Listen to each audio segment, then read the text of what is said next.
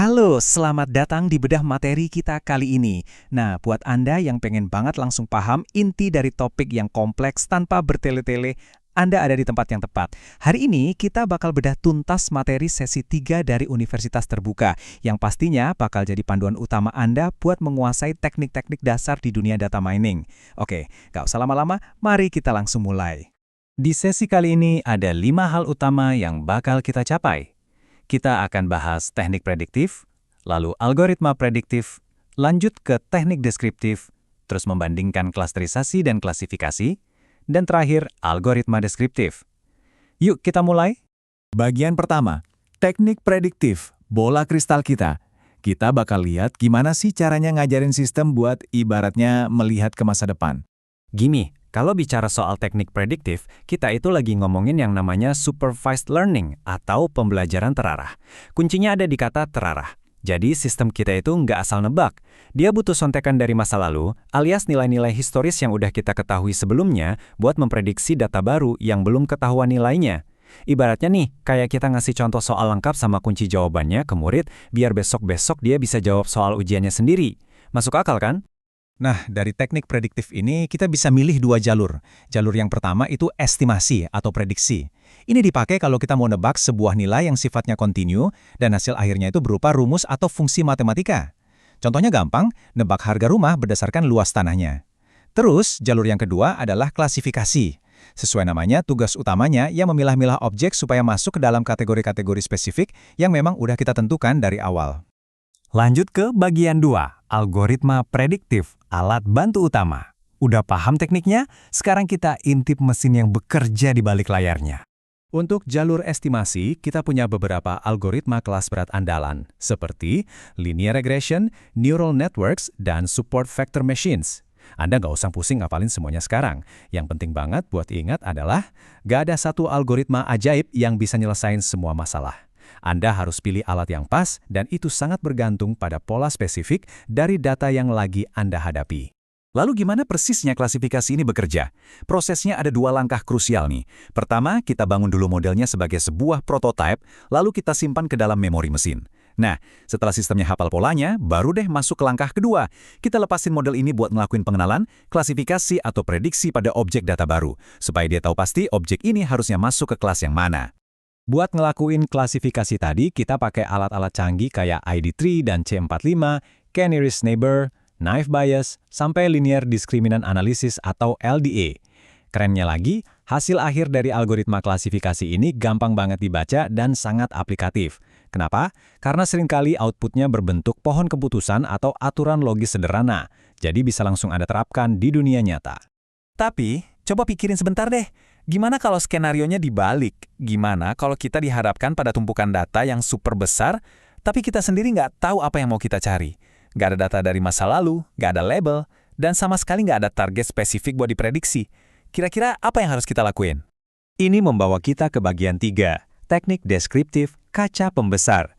Kalau tadi kita nebak masa depan, sekarang saatnya meneliti datanya itu sendiri. Jadi, di ranah deskriptif ini, kita stop main tebak-tebakan. Kita sepenuhnya fokus untuk nge-zoom in dan menambang pola-pola buat memahami format data mentah itu sendiri. Tujuannya buat nemuin kelompok-kelompok alami yang tersembunyi. Karena ini namanya unsupervised learning atau pembelajaran tak terarah, mesinnya jalan sendiri, tanpa dipandu, tanpa kunci jawaban, dan tanpa label apapun dari kita.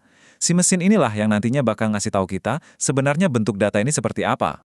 Nah, masuk ke bagian 4. Klasterisasi versus klasifikasi.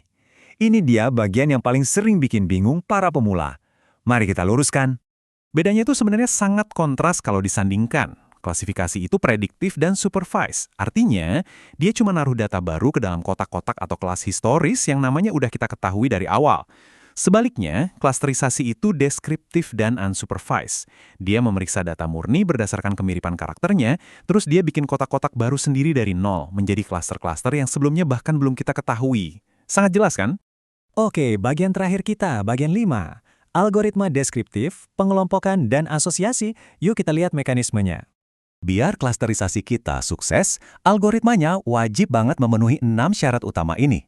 Dia harus tangguh, harus punya skalabilitas tinggi buat data masif, bisa menangani segala macam tipe data, dari biner sampai rasio, kebal terhadap noise atau gangguan, sensitif sama perubahan input, jago mengurus data dimensi tinggi, dan yang paling penting, dia harus pintar menemukan bentuk kelompok yang sama sekali tidak terduga.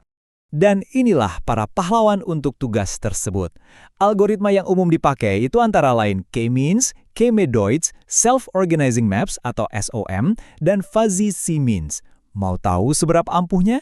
Algoritma K-means itu sering banget loh dipakai buat memecahkan dataset legendaris seperti mengelompokkan karakteristik bunga iris atau mencari pola waktu erupsi geyser. Dan itu semua dilakukan murni tanpa kita ngasih tahu mesinnya di awal. Canggih banget.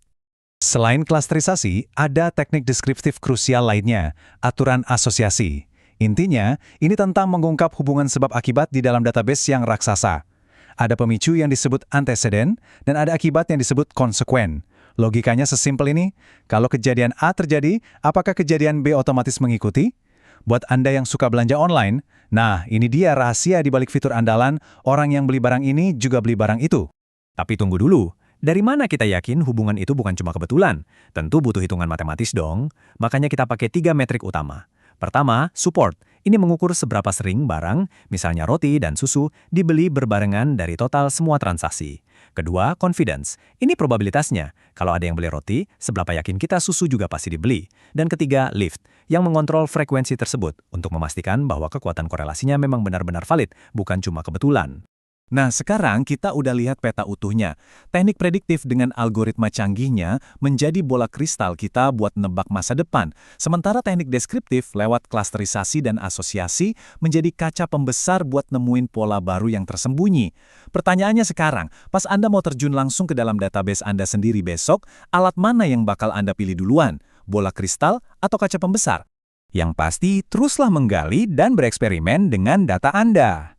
Oh iya, seluruh materi esensial yang kita bedah hari ini diadaptasi langsung dari kurikulum program studi sistem informasi Universitas Terbuka. Terima kasih banget udah fokus dan belajar bareng di bedah materi kali ini, dan sampai jumpa di penjelajahan ilmu kita yang berikutnya.